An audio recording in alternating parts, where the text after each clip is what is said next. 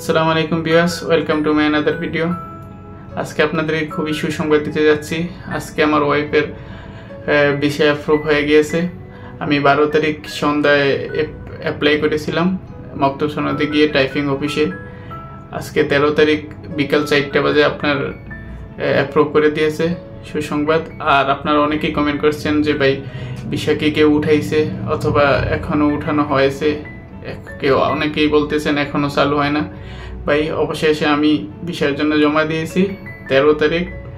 আপনার 13 তারিখ বিকাল 4টা বাজে আমার ভিসা অ্যাপ্রুভ করে দিয়েছে। ওকে, ভিসা এখন সব ধরনের আপনার ফ্যামিলির ভিসা ওপেন হয়ে গিয়েছে।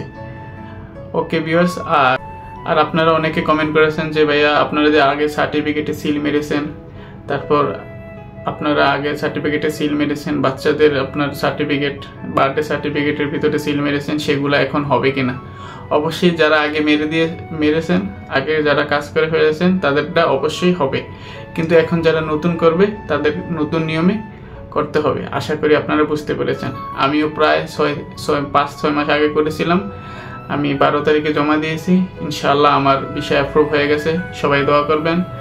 আর আপনাদের কোনো কিছু জানা থাকলে অবশ্যই কমেন্ট করবেন। আর এখন কোনো ডুপ্লিকেট মেডিকেল কেউ ইউজ করবেন না, কারণ ডুপ্লিকেট মেডিকেল দিয়ে আপনার হবে না। আপনার অবশ্যই অরিজিনাল মেডিকেল করাতে হবে বাংলাদেশ থেকে। আপনার গামকো অফিসে গিয়ে স্লিপ উঠিয়ে তারপর আপনার মেডিকেল করাতে হবে। আর আরেকটা মজার বিষয় হলো, আপনার মেডিকেল করানোর পরও যে অনলাইনে আপনার মেডিকেল রিপোর্ট আসে, সেই মেডিকেল রিপোর্ট দিয়ে আমি আমার ওয়াইফের ভিসা অ্যাপ্লাই করেছি, সেটি দিয়ে আপনার ভিসা হয়ে গেছে। শুধুমাত্র এই দেশে আনার পরে আমি আপনার মকতব সনদে আমার পরিচিত আছে আর কি, আমাদের দোকানের পাশেই, তিনি আমার মেডিকেলে সিল মেরে দিয়েছে, সেখানে কিছু টাকা নিছে।